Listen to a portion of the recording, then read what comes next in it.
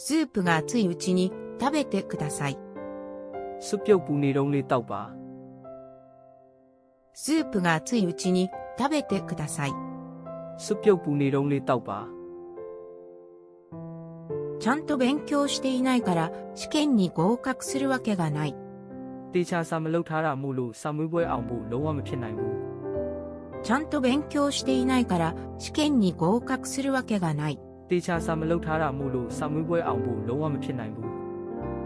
この本は面白かったので1日で読み切りました。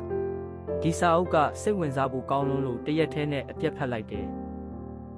この本は面白かったので1日で読み切りました。ဒီစာအုပ်ကစိတ်ဝင်စားဖို့ကောင်းလွန်းလို့တစ်ရက်တည်းနဲ့အပြတ်ဖတ်လိုက်တယ်。焼きたてのパンはとても美味しいです。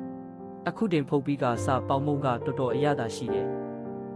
焼きたてのパンはとても美味しいです。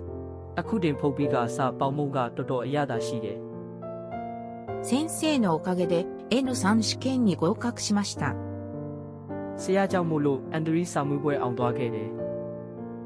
先生のおかげで N3 試験に合格しました。ဆရာကြောင့်မို့လို့အန်ဒရီစာမေးပွဲအောင်သွားခဲ့တယ်။